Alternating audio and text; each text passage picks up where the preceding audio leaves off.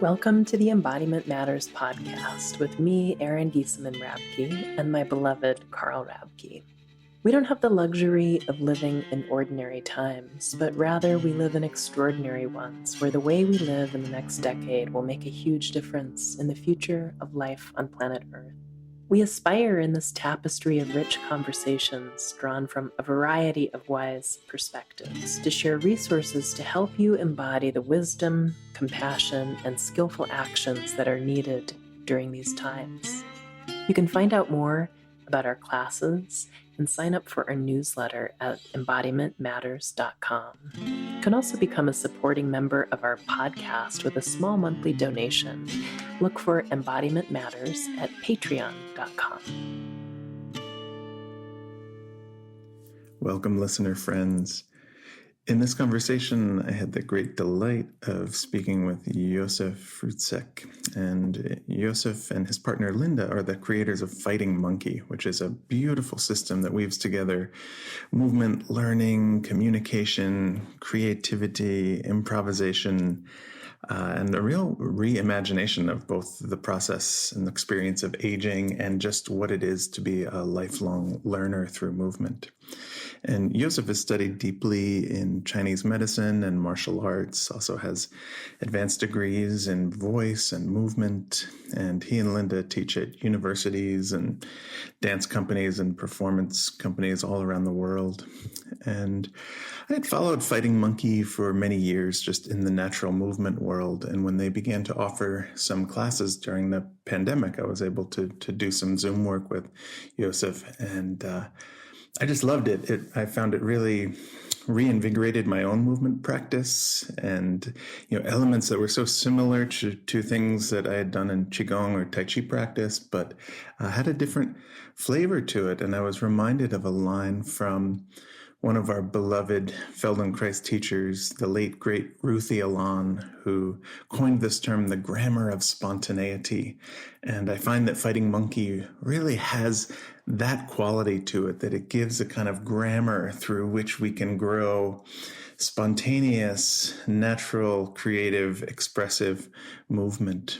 So in our conversation, we speak a lot about the importance of spontaneity and creativity in movement and how much that affects how we think and how we express our emotions and how we speak, and how important creative possibilities are in light of the intense challenges we face in the world today.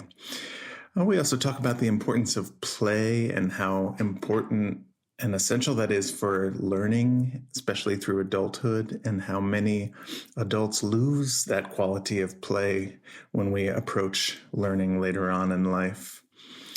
We also talk about how movement shapes our aging, and our approach to movement can really shift our experience of how we age. So there are many fun topics, and you can find out more about Jozef and Linda and Fighting Monkey's classes at fightingmonkey.net. Thank you, and enjoy the episode. Welcome, Jozef. It's wonderful to be here with you. Thank you so much for the invitation. So one place we like to jump off of in these podcast conversations is just with a twofold question of what is embodiment to you? How would you describe embodiment? And also, why does it matter? Why is it important now in these times? It's a very broad question, right? Well, embodiment, there are many other different aspects of life that are equally important, but let's say embodiment it's a quality for me of experience. It means that you are engaged with the world, you communicate with the world, and you try to kind of create a kind of meaningful connections that affect your system fundamentally enough to change your perception, change your action, and maybe change or affect the way you are living your own life and how you are affecting or letting others to affect your being and your interaction with social and physical environment, maybe. Mm-hmm. Yeah. And I'm wondering if you could describe a little bit about what Fighting Monkey is and how that came to be through you and Linda. Well, in the center of of the entire research of Fighting Monkey is really one sentence. And that one sentence is the quest for better communication, because we are looking at the history of life from somewhere 4 to 3.8 billion years ago, and we're looking at a single cell organism. And then we look at the evolution and how the organisms become more complex and more sophisticated about their behavior and their action in the world, in their environment. We see the one underlying current, underlying line, and that's not only survival. We do not only want to survive, but even more importantly, we try to communicate, and we try to communicate better. If we achieve a good communication with the environment, which means our own internal environment, but also the external environment that is really shared environment, we are kind of linking, there is no separation. If that communication is good, you will be not only surviving, you will be thriving, and you will be enjoying your life. So that would be like kind of very central aspect of what Fighting Monkey is looking at.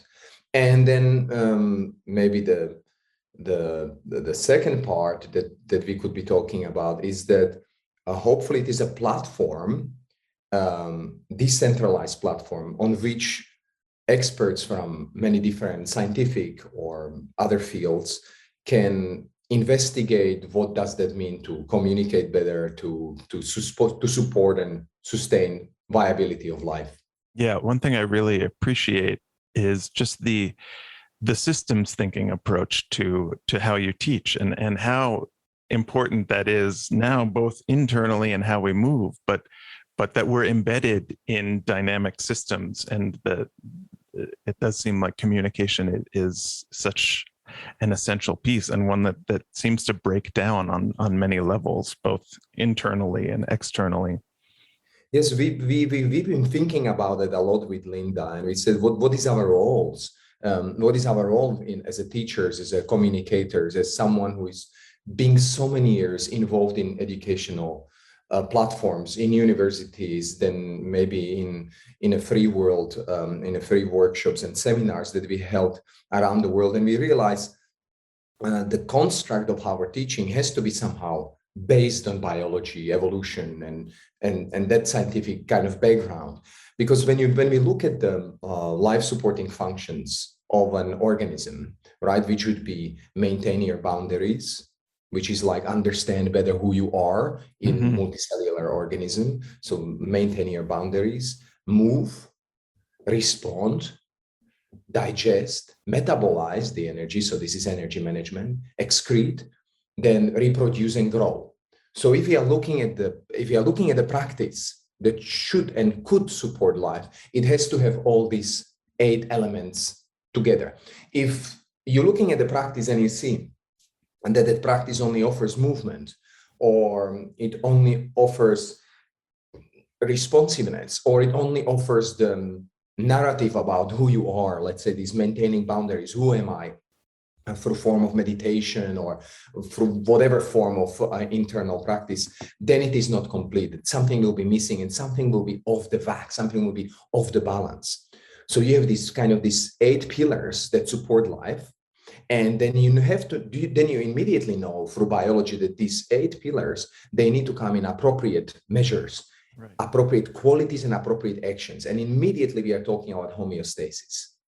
We're talking about some kind of zero to which we need to kind of attend and we need to support in our lives, right? Yeah. Oh, I'd love to follow that into looking at zero forms, because this is, in my understanding, you're in this zero forms work that you teach, you're getting to the place of origin, like where forms emerge from. And I found it, having practiced many different movement forms, there was something about zero forms to me that felt like a common denominator of like, oh, this is a seed that goes into what comes out of Tai Chi or Wing Chun or what was going through Ida Rolf's work or Feldenkrais. Like, so there was something that was really moved me in my own practice of what is this state at the beginning out of which these different systems kind of emerge and intersect. So I'd love to hear you talk about your process with that. Yeah, of course, me as a researcher, me as someone who's been working in academic field for many years, I am thriving to find a theory of everything. I am almost sure I will not be able to find it, but that doesn't stop me for searching for it, right? I feel every day that I'm failing, and there's always more information that I need to absorb and kind of filtrate and digest, and it leaves me a lot of sleepless nights. But I really enjoyed it, looking for the theory of everything. And so we came up with this, if you talk about this homeostasis, then we should also be talking about allostasis, like we achieve balance through interrelations. So we have allos from Greeks, which means someone else. So I'm achieving my internal stability through relations and through relationships that I create. Of course, the Western science would be much more talking about homeostasis because they know what the set point more or less is. And allostasis is very well understood and is very important, but no one wants to go much into that because we need to know in which context the person is operating. And there must be some kind of intervention in how people behave and which kind of relations they build in order to stabilize them or maybe improve their health. But I am very much interested in that. I am very much interested in preventive medicine. I am very much interested for you to find your own type of medicine. Of course, not alone, always in support and in relation to other practitioners and maybe doctors and available information that is around. But we need to, as the medicine, as the Western or Eastern medicine is developing, we need to make our effort also to develop with it. And so we came up with this idea, okay, there's this long line of evolution, right? There is this beautiful chain of evolvement, absolutely amazing. But then there is this combination of your mother and your father. And so you're kind of very unique constitution. You are some kind of very unique biological signature, what we call in our research. And so we say, who is that person? How that person sounds, how that person moves, what is the proportion of that person, right? And so we said, okay, we need to, if we want to create a good practice, not practice that is about Jozef and Linda and forcing people through our agenda to train how we train, but rather create an open practice that can support anyone else's ideas and anyone else's dreams, then we have to say, okay, we need to help people to support them to understand what is their zero. When they understand what is their zero, that means, for example, in voice, we need to give it some examples so the listeners can understand. So if we would be talking about voice, if you constantly abuse, misuse, or deform your voice, eventually it will lose its vibration, it will lose its variability. You will not be able to carry with your voice the communication, no variabilities, emotions, your internal and gestural expressions. It will become somehow monotone because you are forcing it always in some direction. Right. So we say, if we help you to understand where you sound the best as you will be capable of many variations. You will be actor of many roles. Mm-hmm. And when we remember the first book of Nikolai Bernstein, right? He was talking about, yes, everyone can. We always talk about endurance, power, and strength, but we need to be talking about dexterity. We need to talk about creativity in a movement, creativity in how we live our lives. So then we say, okay, how can I be an actor that can play many roles? Mm-hmm. Because the behavioral flexibility will allow me to respond to various situations with flexibility, right? With compassion, with variability of my voice, my movement, my actions, right? And so we say, okay, I would like to be actor of many roles because that gives me so many more possibilities in my life, my professional life, my business, my personal life, right? My relation to my kids, my wife, my close and further friends and students. So we say, okay, we have these zero forms. So these zero forms are basically based on a kind of 5 fundamental principles, and they are stillness practices. And stillness practices would be usually associated with meditation, let's say, or introspection, right? Stillness, and everything grows out of stillness. But I understood that we are rather confused when we talk about meditation. And so I understood at some point in my research and in the way we started to articulate the stillness practices, we were saying that meditation came out of hunting movements. And that means that I am in nature. Let's say we jumped 100,000 years backwards, right? Mm-hmm. Or 500,000. We were more animals than we are right now, right? Yeah. And we are in nature, and we are capable, and we need to observe the nature in order to survive, to hunt, to collect berries, and observe the environment, the impermanence of nature, the cyclicality of certain events, or regularity or certain patterns. So we became very, very good observers. That's why we managed so well in evolution, right? And relatively well. And that led us to become sensitive. That led us to reflect on nature and us being some kind of mirror of that nature. So stillness practices is about go into nature and explore the mapping, explore the observation, explore how you find your own medicine, explore these all contextualized variabilities rather than sitting in a room looking at a white wall, because your mind can mold you and confuse you in many different ways, right? So go and find your own mountain and your own language. So that would be first element. I love how that puts meditation in, that it's about relationship, that it's about intimacy with life and a moment rather than some walled off container. We always think that we have some kind of energy centers, but in fact, we just borrow that collection of atoms and they will disappear eventually. So we are more like a transmitters that are holding together for a little while. And when the entropy will hit more and more, there will be more and more disorderness, and eventually we will disappear, right? We will pass away. And so, of course, I'm looking for that more available practice. I would like to demystify, because when I went with my father for hunting, and I've seen a wild animal, and you need to wait for a wild animal for hours sometimes, and many times really unsuccessfully. But in these long times of waiting, you somehow disappear. And when you see suddenly an animal, something very magical happens in me. And the magical thing in me is I become more connected to that animal, because I feel that I am more like the animal. It's like my old memories from 50,000 years ago.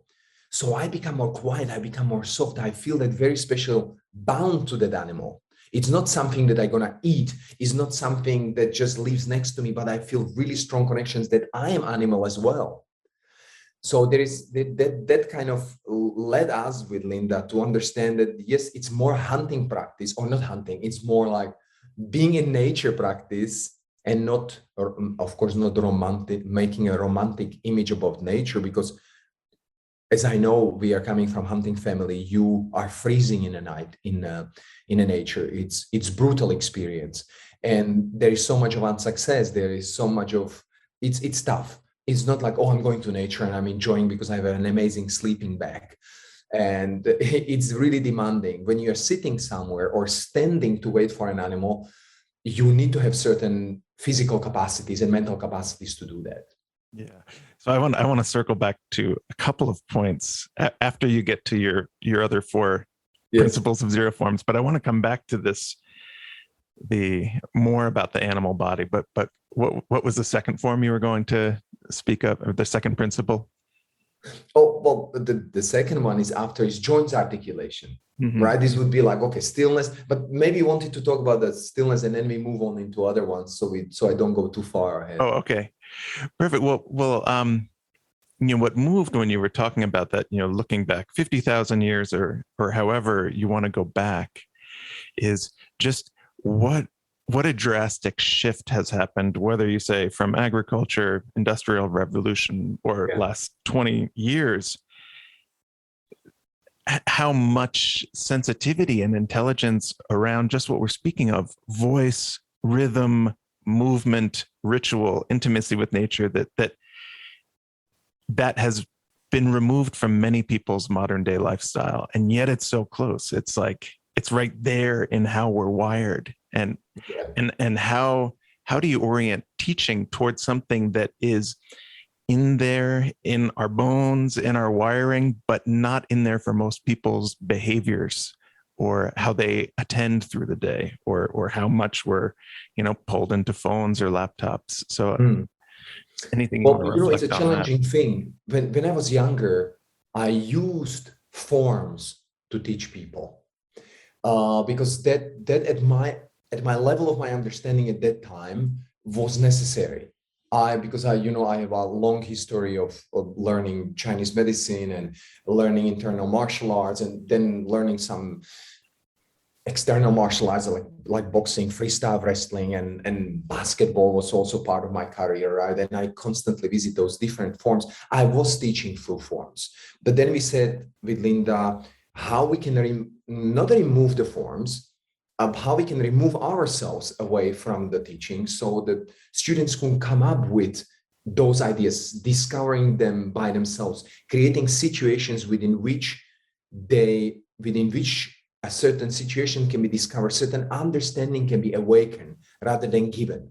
And that led us to speculate that we can formulate our knowledge in such a way when we are sharing it that we rather address what was before the name in the form, and every person can come up with their own understanding what the form should look like, what should be their traditional form, so to say, right? Yes. Or their own ritual.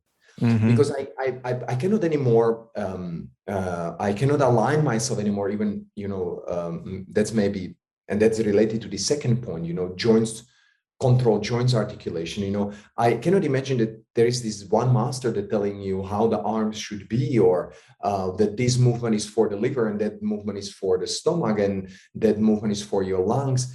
If you do not actually understand and have that experience through understanding how the rivers flow or how the energy and information belongs to topology within which that energy and information is linked to, right? And how these systems, they interlinked. So we said, okay, we know that every good system needs to have a stillness practice, needs to have some kind of joints articulation, and that can be more yoga, tai chi, qigong, Alexander technique, Feldenkrais, or whatever. So in our research, we say, okay, whatever that practice it is, you need to articulate in some way the joints to understand the topology of your body, the architecture, the Bauplan, the evolutionary Bauplan, the corridors within which the energy can travel. And we can be doing it more on the floor, more through stretching, more through static poses, or we can be moving with the gravity, dancing with the gravity, and understanding our system as complex system. And so we always show to people what are the possibilities: lay on the ground, stretch, make poses, stretch, or why do we stretch if animals don't? Right. Animals Yeah. don't. Animals do not stretch, so why do we? And this is a very radical question that starts to kind of provoke a certain thinking. So when do I supposed to stretch? How much? So in the second part of the zero forms, we say articulate the joints, but respect yourself as a complex system. And the complex system has to be understood in its totality, in the networks and relations they create. You cannot understand the body through isolation. Right. You're probably going to understand the best if you work with the gravity on your feet, because you can test and you can assess more clearly what is the actual age of your joints, right? But we would not force any more people do this form or do that form. This is my problem. And those people that are with us for 10 years, they trust us enough, or they've seen that in our aging bodies, we have really good results, or that people around them have a very good results, that people expand their range through organizing the rhythm and coordination rather than stretching or isolating the joints or whatever, which is really, there's no any base for it in nature, in biology, neither in physics, right? Neither in astrophysics, nowhere. Nothing is isolated from anything.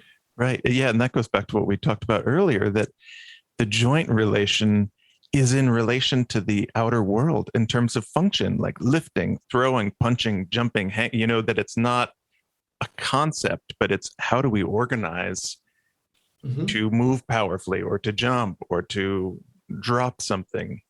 Exactly. And adding to that, what you said, it is also your capacity to sense yourself. Because if we talk about the homeostasis, right? Homeostasis is kind of core consciousness, what Antonio Damasio would be talking about, a great researcher. He would say your homeostasis is capacity to map your entire body in any place. So this is a kind of first core consciousness that we are not conscious about, right?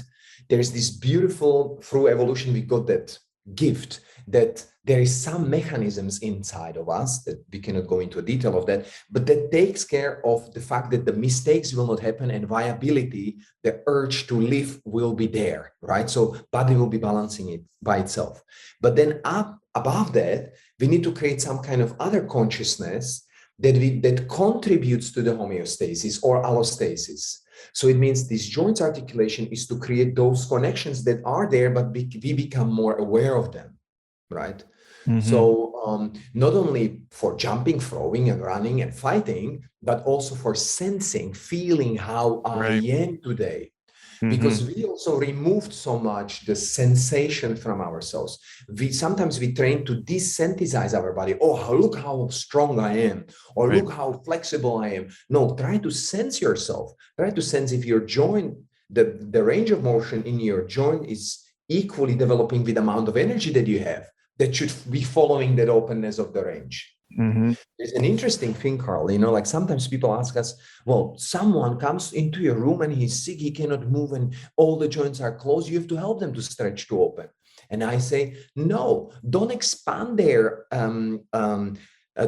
landscape of activities because they don't have enough energy. First, what you need to organize is to harmonize what is available to them at this point, at this day. Right. And when we harmonize it, when it becomes musically more organized, then there will be a wish in the body because there will be energy surplus to discover a bigger range. Right. So don't rush in healing people. When they have a small range of motion, when they are not well coordinated, make that what they have a little bit better organized. Right. And it also seems to help facilitate them grow their sensitivity. Because before range or before increase of energy, like, can they have the capacity to sense what's happening? Exactly. In this line. Mm-hmm. Beautiful.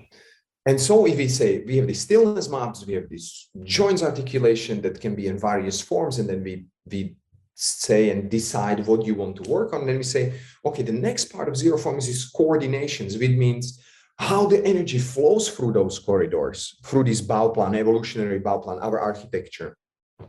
And then comes improvisation, which is how can we create an unexpected network, how we can become aware of various movements, variabilities that no one ever seen before. What is that special color, my special poetry in my movement? You may be a boxer, right? But you have your very unique style. This is your very colorful expression, your improvisation within which you can act in the world. And then the last element of the zero forms is working with the voice. And people ask us, why not breathing?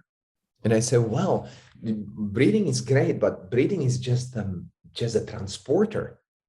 And if you pay too much attention to breathing, it can also be blocked. Let the breathing be. Because when we've done the research in university with my tutor of communication, Ludmila Machachova, and we've worked together for over 10 years, what we worked on with her and different psychologists, we said, we rather focus on, or we have a look on the voice.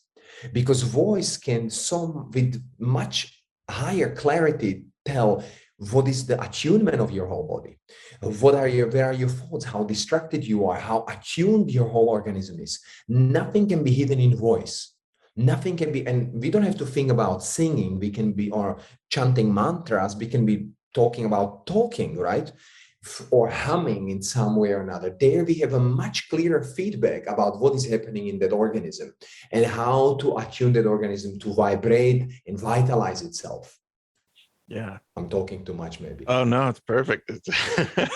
So I want to come back to this theme of spontaneity because I feel like it's so important on many levels, and also important with the great challenges we face around the world, that we need things that have never been thought before or have never been that the solutions aren't going to come from conventional reality right in front of us. Yes. And in my when I did one of your first Zero Forms classes, I think I wrote this to you, that the best part was when the class ended and then it just spontaneously continued. And there were movements that hadn't happened. And just the way that planted the seed of spontaneous ways of moving that then lead to spontaneous ways of being, thinking. So I'd love if you just would talk a little bit about on the value of spontaneity and what conditions support that. So if we talk about spontaneity, I would like to talk about play and creativity. Yeah, beautiful. Yeah. And hopefully when we are children, we have more time to play. And eventually when the life starts to press on us as we are growing older and we gain more responsibilities and et cetera, we feel that the play are just like a small islands in an ocean of really unpredictable and complex world. And when I was looking backwards in my life or life of Linda, I always saw this kind of quality that we had, and we always ask those questions: why the life should become more serious, why everything is not kind of approached through a play, and how we could, because the way we organized our life, I don't know, I don't want to make some false statement, but I am getting paid in universities and in my lectures and in a workshop for playing.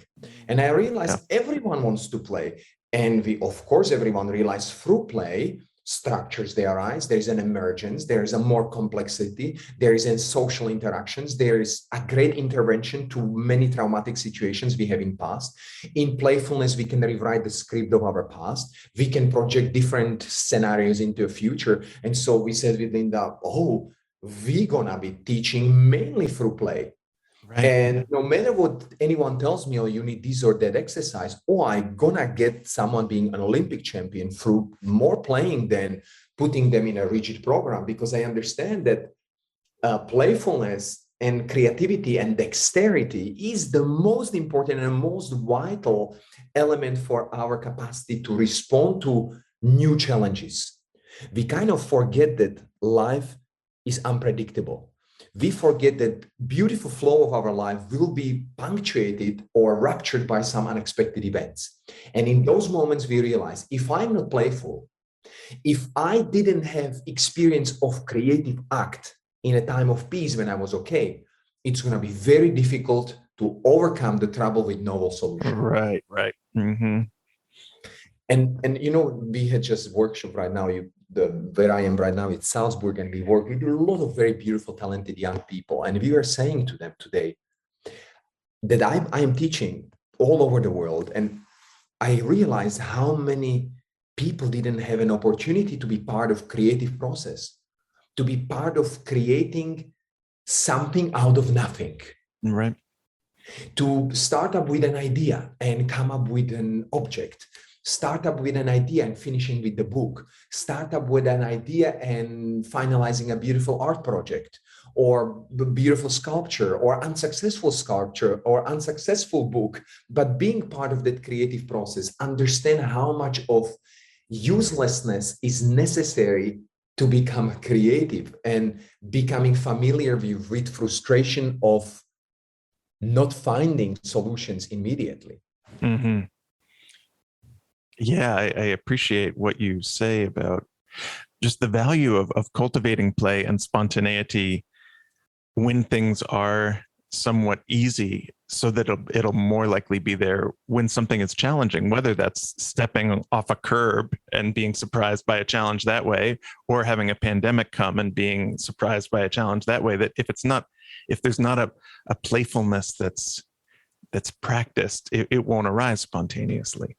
Yeah, we always think like the solution would come out of some kind of thinking. Solution and creative act is done by doing, by trying, by trials. Of course, you have deliberative processes. We are amazing animals, being capable of making a lot of scenarios in our heads before we try things. But nevertheless, if we look for novel solutions, we need to try many things, and we see, even if we thought in our head, this is the best solution, we put it in a time space, and it just doesn't work at all. And many people are being very frustrated, and it takes a lot of energy from them, understanding that they are not making progress. But when there is something truly creative, it doesn't go sometimes for years. It just doesn't go nowhere. You don't know what you're doing. And eventually out of the darkness, and there's this spark, this awakening moment where you say, oh my God, I got it. This is this idea that I was waiting for so much. But this comes out of this lot of pressures that you created in that playful, creative act that was at some points really almost unbearable. Yeah.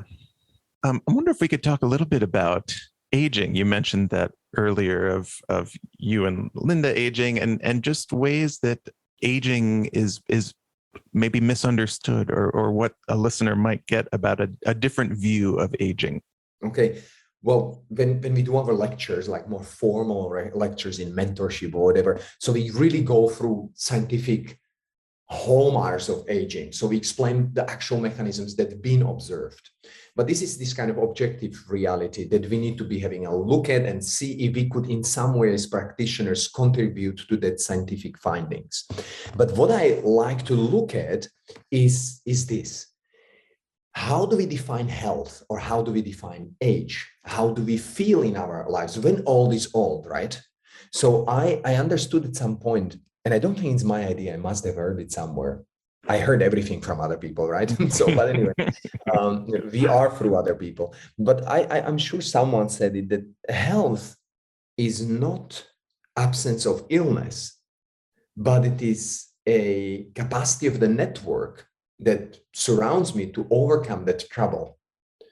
I cannot imagine that I will be healthy forever. I remember like doing wrestling and not being able to walk for another 2 weeks because I just did something wrong and I cannot bend anymore forward. And I literally cannot put my shoes on. It's like horrible. I cannot get into the car. But then you have these other people that laugh on you, but help you to overcome the trouble, right? Or there's a great coach and he tells you, look, I told you a million times, don't put your head down, rise with your head up. So, so I think the health is that you have these beautiful people around you that offer you an amazing feedback to correct your troubles and plan better for future. And these are, in fact, the 3 fundamental elements that the practice should offer to you. And first one is get a feedback that can indicate you that if you do what you're doing, you might get into a trouble or that you are in a trouble. And then the second building element is, can you or do you have the tools to correct that kind of behavior? Do you have capacity to correct it? And a third one is capacity of the practice to help you to construct better planning for future. And so this I would consider being healthy, right? And then, of course, I might get cancer tomorrow. Maybe I have one right now, right? But I don't feel as much worried because I've done the best I could and I have my beautiful, rich and joyful life. And if this happens, that just happens and I will have to cope with it, right? So, but I am very confident that the network that I have created will somehow keep on rolling and inspire me to go through. So sometimes in mentorship, we say, okay, you are 35 years old or 40 years old. Would you perform for me? How do you vote when you're 90 years old? Record it and send it to me. I would like to see how you perform yourself being 90 years old. They send it to you, we're looking at it, we laugh on it, and then we say, now send it to me how you would like to look when you're 90 years old. Mm-hmm. And they rise up more structured, they're maybe slow, but they are very elegant, the way they talk, the way they move, everything a little bit more gentle. And I say, wow, look at yourself. So, and then there's a very plausible theory on this is like an overly generalizing, right? And hopefully the listeners will excuse me for making this brutally oversimplified, but why do we age? And it seems like why we are not selecting to live longer. Of course, there are some mathematical equations why not and why this is not possible, but let's just explore one element that I'm interested in. It seems like that when your body, your behavior gives signal to your genes that you are somehow not rhythmically organized, that you are a little bit nervous, that you are curved, some genes express themselves and start to evoke more entropy and aging process. So I said, wait a minute, could I cheat my genes by faking it, laughing every day and walking straight and playing and enjoying my life with kids and with my wife and cooking and going around. And these genes are waiting there like, when this guy will age, when can we express ourselves? So because sometimes, the solution is very elegant. People come to you and they say, oh, I have a problem in the lower back because I'm always bending forward. And I say, and so which training I should be doing? I say, nothing. Just go to the city and fake that you walk straight like an actor. And they say, oh my God, it's true. I don't need like a 5 years, a special introduction to some special stretching or range of motion. Just pretend that you can dance and pretend that you can walk upright through the city like a king of the world. Mm-hmm. And you immediately feel better. And this is what I mean by demystifying, and not putting people on a D road and they pay a lot of money and they stay with you for many years. No, give them solutions today. Allow them to make the best of their life today, not in 15 years. They can really have tools available to become better immediately. Yeah. It reminds me of, there's a line from a Tibetan teacher, Thinley Norbu Rinpoche, that says,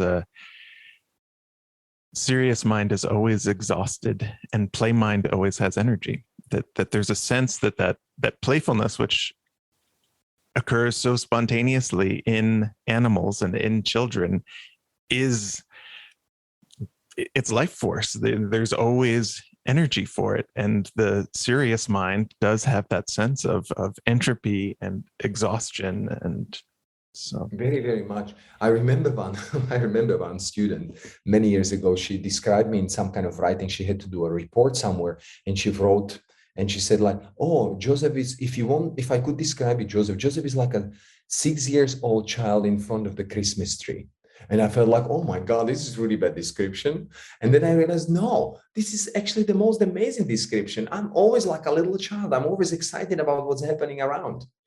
So that little bit stayed with me until this later age of my life. There is always this little bit of childishness in me. I'm wondering, like, while we're on the subject of aging, a lot of times if you look at, I don't know, Ido Portal or many natural movement circles, that they tend to be younger, athletic bodies that you see in the videos. And if someone's, say, like in their 70s and maybe has a job where they've been sitting, or has lots of injuries or something, like what are entry places? Like how, if you sort of aren't young and nimble and healthy, like what are ways in that you might offer? When you are young, what was the question? Like for someone maybe who has not had an embodied practice, or is maybe a little heavy or older or back pain, because what I was saying is in many of the videos around natural movement or fighting monkey intensives, they tend to be on the younger side and on the more athletic side. Yes, I get it. Well, we work with almost all age groups. What people get on the video, that's always a question, how you demonstrate what you're actually doing, right? We have people from all ages, and regardless of what you really do, if there is no demand on where you should be, like if I do not create some kind of static, rigid program that you need to do that many pull-ups or that many lifts or that much of weight, that this is what means fitness. But if the training is open enough to support where you are actually, and if there is this capacity of this training that you're doing to make a lower or higher level, having a black belt or white belt working together almost seamlessly, then you solve the problem of who can attend the workshop. Mm-hmm. Right? Anyone can start at any point because it is available. Right. The life is always available to you, right? It is a question, of course, like coming to a live workshop for many seems to be a obstacle because we are fearing meeting maybe other people, etc. But there has to be a constructive environment within which people can feel safe to try new things. Mm-hmm. Yeah, and I think too what you said, if it's not emphasizing a form to achieve, but but really emphasizing principles that you could do in any physical state or at any age, principles that you can embody. Because I also get that there's a way that, as I mentioned earlier, that there's an essential flavor of principle that you bring that is kind of what these different forms or traditions kind of grew out of, that way of inner listening and being in dynamic relationship with surroundings. I kind of do not like at my age to impose anything on people. I don't have a very special agenda or do what I do. I rather say, okay, we need to in some way play in our life, right? It is really, we can agree on that. Can we agree that we are complex systems? Can we agree that we need to play? Can we agree that we need to move joints in some way? Can we agree that we need to reflect on ourselves? Okay, the way you're gonna do it and with which form, if it is fighting monkey, the way we currently are articulating and building up a really huge body of research, or if you're gonna do it with someone else, I am totally fine with it. I really am. I just the need or wish to have people surrounding me and looking for the information only from me has no value in our value system. That's why when we said with Linda, okay, if we are setting up the practice that supports life, and we talk about these 8 pillars that supports life, and we talk about the homeostasis, allostasis, the waste of information that we need to gather is so huge that it is impossible for me or Linda to concur. Mm-hmm. That means that from the very first point of this research, we know that we need to work on it collectively. And we know that it cannot be centralized. So there is no one centralized point, maybe me or Linda or me and Linda, centralized point that would dictate how the whole system works. Mm-hmm. It is really well distributed between many different nodes and how they can locally influence their environment as well. So the corruption within fighting monkey system is very, very difficult because I do not even hold all of the information. I am being fed by other experts that are collaborating with us on certain aspects, and they constantly influence the whole central body of the research. And if you, what we'd like to say that hopefully that what we do in a core of FM is non-coding, like a DNA. It's coding for nothing and everything. It is only within the context that these things, they start to code for something. When someone applies this knowledge into physiotherapy, when someone applies this knowledge into athletics, when someone applies this knowledge to coaching or to dance or to performing arts, it doesn't matter to me, right? So within those applications, that's where the specificity will arise and will truly test if what we are articulating, this theory of everything, if it works or not. And if it doesn't, they bounce back the information on us and we are readjusting the theory. We are readjusting the body of knowledge. Yeah, that's it reminds me of, in Buddhism, Thich Nhat Hanh has talked about the prophesied Buddha Maitreya, that the next Buddha will be the Sangha. It won't be a being who sits and disseminates the teachings, but it's the interaction that you're talking about of how it's held in community and in relationship. It actually becomes the next teacher. Yes, and it also liberates you. It gives you so much light in your life. And I tell you why. If you look at a good scientific theory, if you come and you realize that something in my theory doesn't work, and you bounce it back on the theory, right? The theory will improve, will change, right? You proved me wrong. You proved that something is incorrect in those equations. This is not a failure. This is an opportunity for improvement. That's incredible freedom, because sometimes we feel that, we've been doing something, and usually that happens when we are preaching and we say, do paleo diet, do fasting, don't eat this, eat that, train this, don't train it. When you become fundamental about something, you might realize in 10 years, oh my God, that created a monotony. That actually created so much of misbalance in my body. But how am I going to share it with my people if I was preaching it for the last 10, 15 years? So if you do not preach, and if you try to articulate this non-coding environment, then if there is something wrong in the theory of everything, you bounce it back, the theory has changed. Or maybe someone will come with a question and you realize, oh my God, I didn't know that with what I have in my hand, I can actually solve also those questions. Mm-hmm. Yeah. And speaking of fundamentalism and going back to what you started with around communication, like I noticed for sure here in the United States, but also it seems in many other places in the world, this growing communication gap and people, these divides and people being fed through social media, just echo chamber of their own views, and the capacity to communicate or the capacity to empathize with someone perceived on another side seems to be rapidly deepening. And I'm wondering if you could talk just how might this work or apply to that, or what are your reflections on? Because we were talking about this creativity and we were talking about the play. What if one of the plays is adversarial dialogue? Means that you invite people that truly disagree with what you are saying. This is one of the play. Let's say this is a theater play. We can pretend this is a theater play about me sharing my knowledge and my experience. And these people know that experience and the knowledge, and they oppose it from a different point of view. And we're going to discuss and see if we can improve it in some way.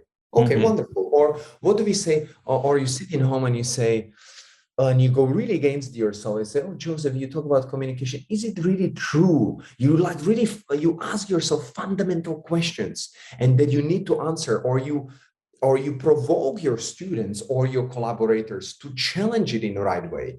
Really ask radical questions there. Is this really true? Do you have an evidence for what you are saying? Or how that evidence could be experienced, etc., etc. So we can create many opportunities for ourselves to be in check. But of course, this is painful and this requires energy surplus. You don't want anyone to pick up the bottom of your brick away and then everything just falls down. If I say to you, don't ever isolate, there is no animal that isolates. And if you were preaching about isolation, then you say, oh my God, well, no.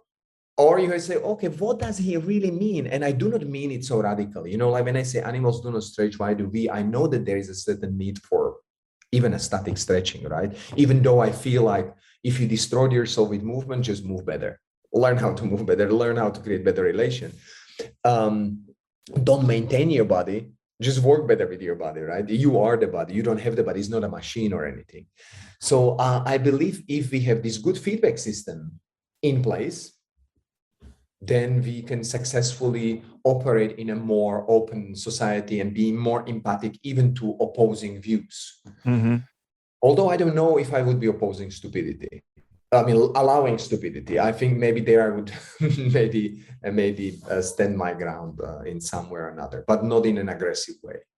Yeah. It seems to go back to what we were talking about too earlier, of just the limited range, that when we have a limited range of vocal expression or a limited range of movement, we will have a limited range of cognitive capacities, emotional availability. Yes, but that's why we work within the networks. That has put old science, like Newton physics are gone, just because of starting to look at the things are like non-linear at all, right? So we need to be looking at network and relations. These are absolutely non-linear things. There can be 1 + 1 = 3, because, there are synergies. There's something, like it's not a sum of one individual, second individual. It's not like one joint, second joints. The whole body can create some kind of really incredible synergetic, activities and creative potentials, right? So, yeah. Yeah, I also appreciate just coming back on so many angles to like that we are animals, that we have an animal body, and that we've done lots of differentiation and isolation, but in there is this intelligence that humans have had for much longer than we've had isolation and disconnection. Yes. And maybe, in that case, then we should be talking, how often do we actually move, or do we more exercise?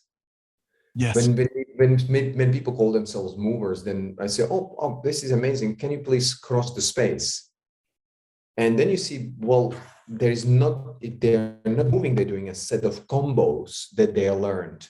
Learned choreographies of exercises that would maybe pretend to be like a mover, or this is this trick or that trick, or this is this form that was taught from that master, but move through the space, express yourself in this twisted four-dimensional entity, where the time space kind of melts and twists and time has almost no relevance, right? So moving instead of exercising. And yes, of course, that's painful, because when we are training moving, you get so much exposed, because you understand that you constantly move in the same way, maybe that you have certain habitual patterns that is very difficult to break. Even if they're good, we still look for expansion, the colors and pastels that we can be using for painting, right? Mm-hmm. For emotional expression.